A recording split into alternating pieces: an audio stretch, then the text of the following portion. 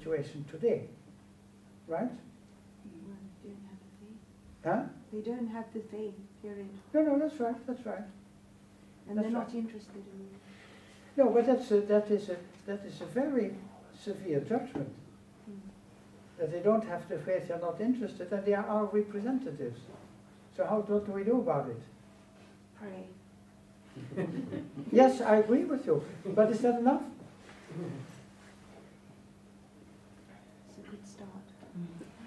Pray, I agree with you. I mean, that's without any. But let me, and that is even for the prayer, it's important.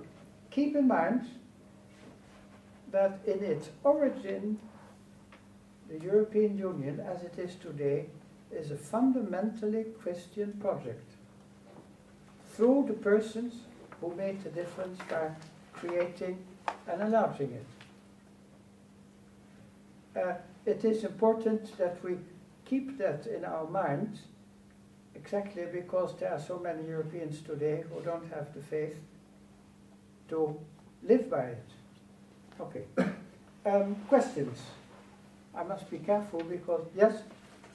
I have a question. Yes? Thank you very much. It was very interesting. You talked a lot about some very interesting Christian figures in Poland and Czechoslovakia, and obviously the Solidarność movement, and how Christianity helped to raise the people of East Europe out of oppression. But I don't quite understand how you make the link between that and the present European Union. Which the European Union, I understand it was founded by Christians, and I'm sure the Constitution of Venezuela, and I don't know, perhaps the Congo was written by Christians too. But how is there any way in which the European Union, which is actually run by a lot of former communist apparatchiks now, and has no mention of the word of the name of God in any of its founding treaties, as far as I know, and will actually stand on Christian constitutions, such as the new Constitution of Hungary? Is there any way the European Union, in its present form, can be called a manifestly Christian institution? Because it seems very secular to me.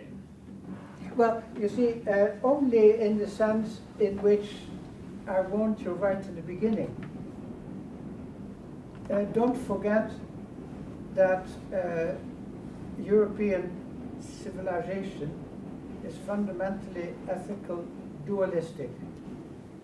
To put it in clear Christian terms, the struggle between good and evil in Europe is going on as it did throughout its history, it's also today.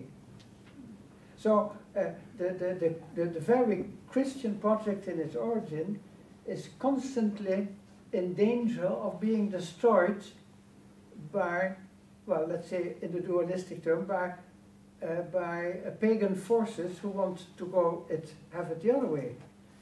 The positive conclusion for me is, if we didn't have the institutions and the legislation of the European Union, European unification would have collapsed many years ago. You see, there still is that necessity felt by all politicians. If there is a problem, we go to the European institutions to try to find out. And the European institutions have their own rules, the court, commission. Well, it's a little bit complicated since Lisbon, and it has not been improved. But let's say there is a memory and a necessity pointing towards a peaceful resolution of problems. And compared to the way European major powers dealt with each other before 1950, there's quite some progress, isn't it? It's not enough. And I'm the first to share a lot of your criticisms, although I haven't heard all of them, on the way it is functioning today. But keep in mind it's still there. Yeah? Yes. I mean, even the British, they probably find it very difficult to exit. But in what way does it function like a Christian entity? Is it not just a secular, for example, is it not just a secular attempt to take the Christian heritage in a way, if you like. Well, you see, I would fundamentally, There's a Christian People's Party in the European Parliament, for example, it's called the Christian Party of European Christians or something like that, or Christian Democrats. And, you know, they don't, is there any way, for example, in which you think that they behave in their Christian sense of justice seeps into the European? I mean, they haven't done very much to stop, for example, abortion occurring, and you know, they haven't. We don't live in a fundamentally Christian under a Christian administration. Is there any way that the administration could be called Christian? No, let's say I cannot disagree with you. I wish I could. I cannot disagree with you, but still, the basis, the foundation is still in place.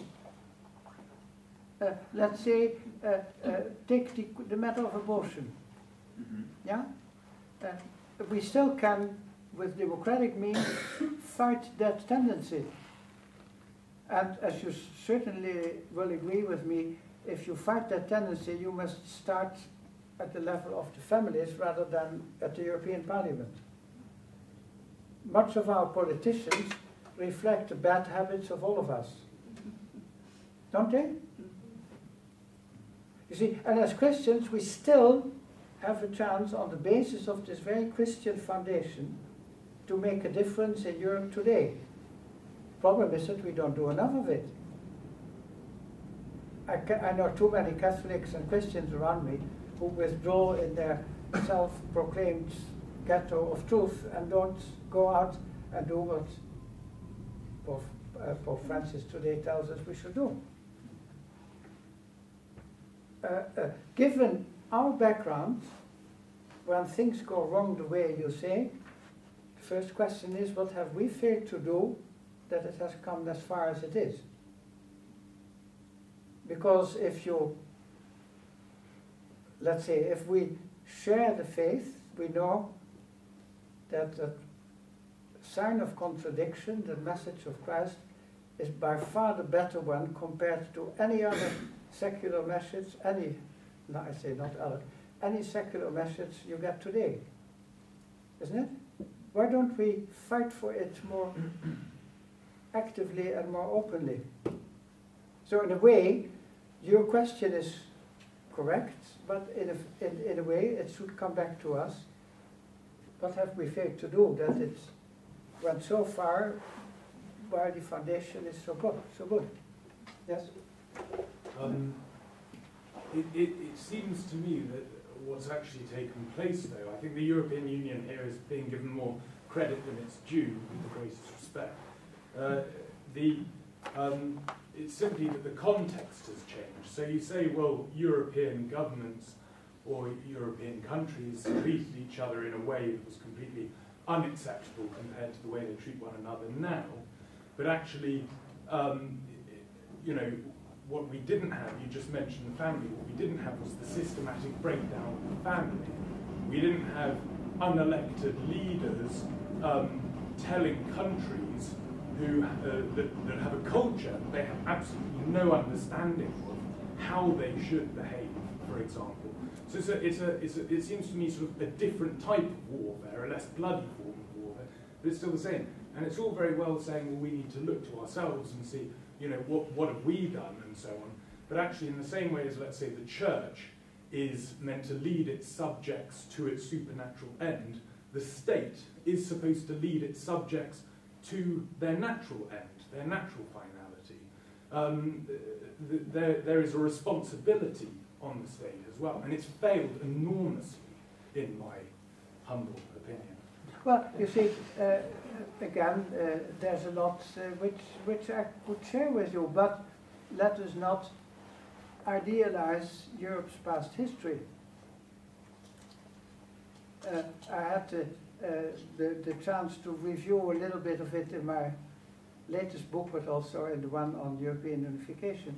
And don't forget that Europe has, when you really go into Europe's political history, you get very, very, how say, pessimistic and upset. Just remember, and that's good to do, what happened 100 years ago. absolute irresponsibility of all major political leaders in Europe. That produced not only a horrible war, which could easily have been avoided if they were sensible people, but it continued for 4 more years with millions of casualties. It was the folly of war. And the folly of war belonged to Europe's history for many centuries. And our dear church sometimes participated in it. So I'm not so sure that if, in historic perspective, we should be that negative about the European Union today as I'm afraid you tend to be. Let's say, studying European history makes me rather modest about criticizing the present. Yes? There are several ones. You were earlier. Thank you. Thank you for your talk. My question is slightly different. You talked about reconciliation between former enemies and unity as the aim of Europe. Now, what would you think about the possible entrance of Turkey in the European Union? Better not. You see, better not simply, let's say, Turkey is not a European country. It was a country in Europe for many centuries until it collapsed during the First World War. But I think that the Turks are belonging to a different civilization, and Mr. Erdogan, the coming president, is very much aware of it. They just don't belong with us. We both belong to the United Nations. We can conduct association treaties, but let's say there is a fundamental difference which makes it unwise to admit them. The British are in favor because they haven't understood yet what the European Union is about.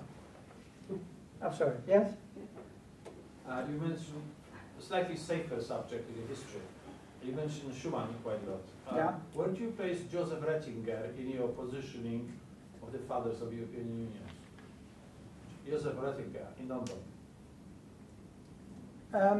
He was one of the prominent British pro-Europeans for some time, but I would not give him a position comparable to the ones I mentioned. Correction, he was not British, he was Polish, number one. Yeah, that's right, but he lived in Britain, wasn't it? And number two, he came with all those ideas which we've been talking at the beginning of the lecture, much before Schumann.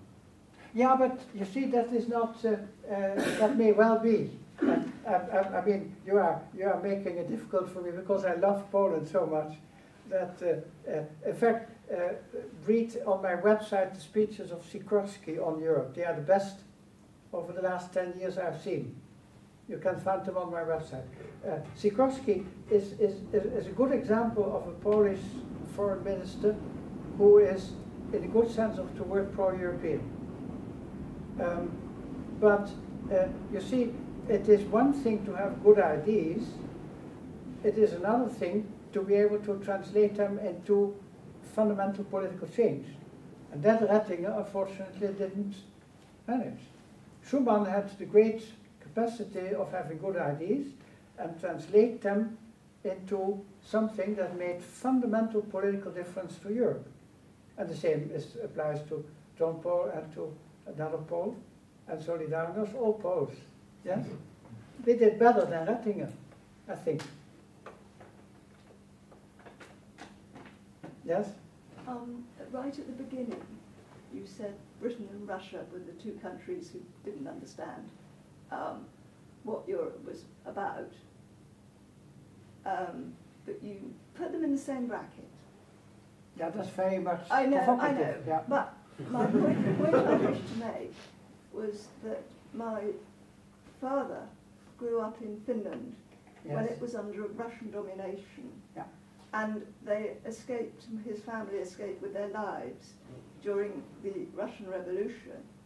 And he said, always said, about Europeans in general and the British in particular, was they don't understand Russia. Russia is not a European country.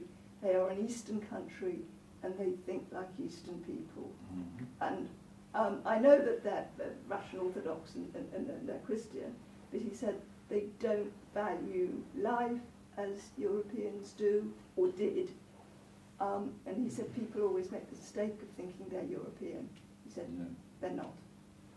Well, I'm not saying they aren't nice Russian people, I'm sure they are, but that's another question, as a nation. Yeah, you see, I understand your point, and provocation always makes two things equal that are not equal, but that's obvious. Yeah. But let me explain the two sides. Britain. Mm-hmm.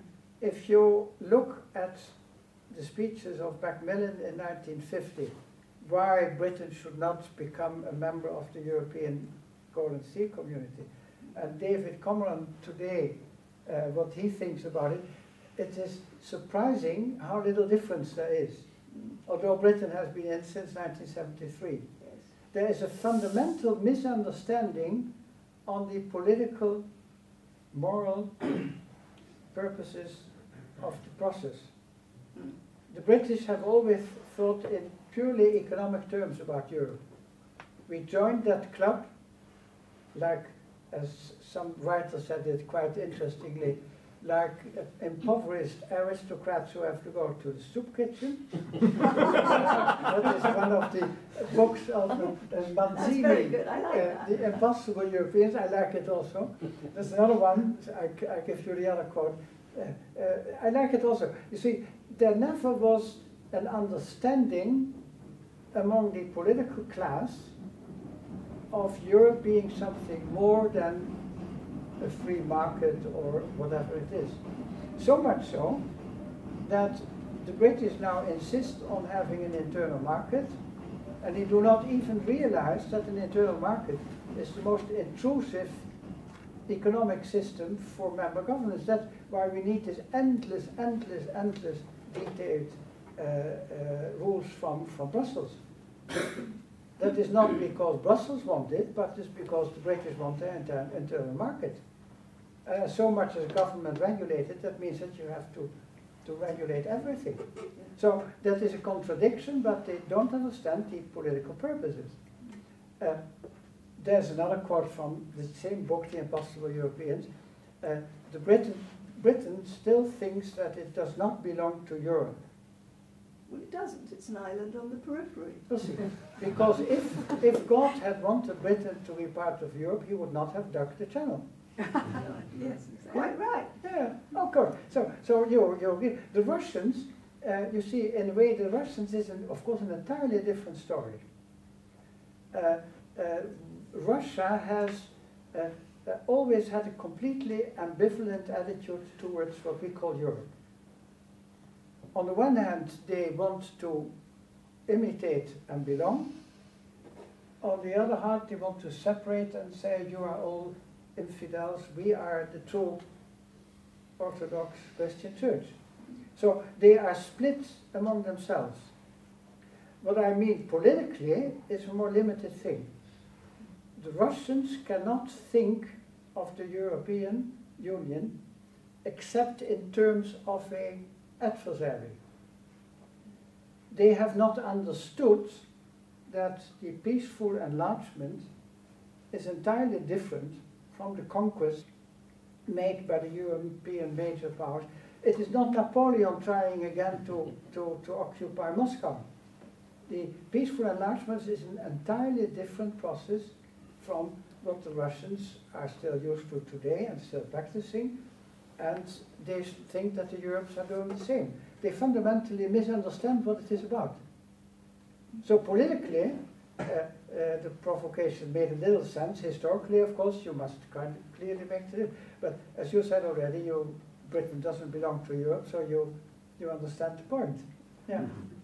We've got time for one more question, Andrew. Oh, sorry. And I may do some conclusion, isn't it? Because I haven't. So that's no problem. Are countries like Canada or Australia or Argentina, are they European? No. But they're full of Europeans. So. Yes, I know. But you see, there is not only, how shall I say it, there is not only a civilization problem, but there's also a geographical problem. Mm-hmm. There is no doubt that we should continue to have the close relationship between Europe and the United States and Canada and Latin America for historical reasons, but it is not wise to enlarge the European Union to the whole world. You better make it a little bit more flexible and a little bit more variable. So there's nothing anti-European, it is practical, it's another part of the world. Does that satisfy you? Well, it's, yes, I mean, but you know, being European and being part of the European Union are separate concepts in a way. Yes, that's true. Yeah. That's true. You see, the problem with being a European, of course, is as one of the beautiful books on the history of Europe wrote already quite some time. Europe is a concept with unclear borders, and that has to do with our history of expansion. It's not all of it very peaceful, but there were peaceful aspects. And that means that it's unclear where the borders of Europe are. And that is not only towards the east, direction Russia, but also towards the American continent, maybe in a way towards Africa. Towards Asia, we always are told that Europe ends with the Ural. The time I traveled by train through the Ural, I decided that this is nothing you can discover as a real border. They are dirty hills. If you take the eastern with it, the express to Vladivostok. So it's not clear. You see, in terms of civilization, it's not clear where Europe ends, even not where it began. The Holy Roman Empire, was it German or French? German. Of course. Polish. But Napoleon. Okay, you see, your reactions are typical for the 19th century. You're broken down in national stereotypes. Okay. Well, let me. We must. Let me make, nevertheless, a few conclusions. There are a number of positive things, despite all the negative things we should keep in mind. Democracy, not going well, but better than in most other parts of the world. You see, democracy is not an ideal system, but the practical method of dealing with human political weakness. Number two is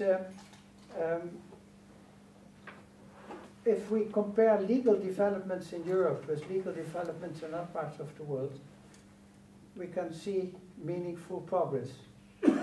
Just compare European law today with Sharia.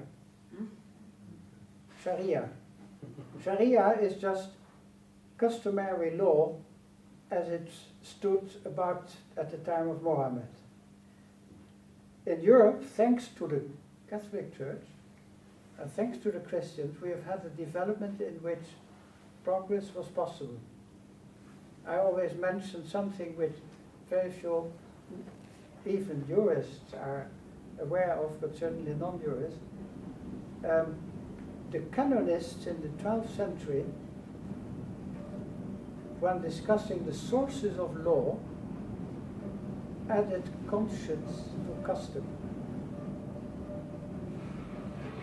So we are not bound in Europe to stick to the cruel customs of our ancestors. We can make improvements. And that is thanks to conscience, Christian conscience, that development is possible. That's my second example. The third example, which I was made aware of by a Chinese friend of mine. There is no country, no continent in the world where there is such an explosion of beautiful art as in Europe. Like practically all of it has its religious sources. You can go everywhere, you won't see anything as beautiful as you see in this country now. Last, and then I come back to Benedict. and I quote, that is what I promised you to do, Benedict would be my last guardian in this evening's discussion. Principal patron of all of Europe, wrote Paul VI, messenger of peace, molder of union, magister of civilization, and above all, herald of the religion of Christ and founder of monastic life in the West, are the titles given to Benedict. Europe, as it is today, would have been unthinkable without the network of abbeys forming the minds and the souls of the European people. It's time that we are aware of it, because our abbeys and monasteries are emptying today, and it's high time that they are being filled up again. There's Benedictus. Huh? There's Benedictus. Yeah. Indeed, and that's Benedictus. That is why I'm here. Now, It's a European plan. the challenges: keep the monastic tradition alive and support it more than we are doing today. We spoke about Orthodox for a moment. The division of us Christians continues to be a shame for all of us. Something to be done about it. Democracy, I mentioned already, with a variation on the scientific rule. As Christians, we must evangelize or perish. The tragedy of the Middle East today is that the Christians who are being exterminated, literally today, have a long, long tradition of no longer evangelizing. We are risking of going the same way in Europe by no longer take that as our first possibility, our first mission. Fortunately, Pope Francis reminds us of it. Finally, as I told you, we have a good sense of self-corrections as Christians. We must, in the discussion, make quite clear that we don't like European values, but we do promote European virtues. I would like the debate on values to change again to virtues, because that's where it begins. You can't discuss justice unless you practice it as a virtue. And finally, don't forget, as I said at the beginning, we must continue to be signs of contradictions. If the popular politicians find us popular, we are on the wrong track. So go on the right track. Okay? Thank you. Thank you.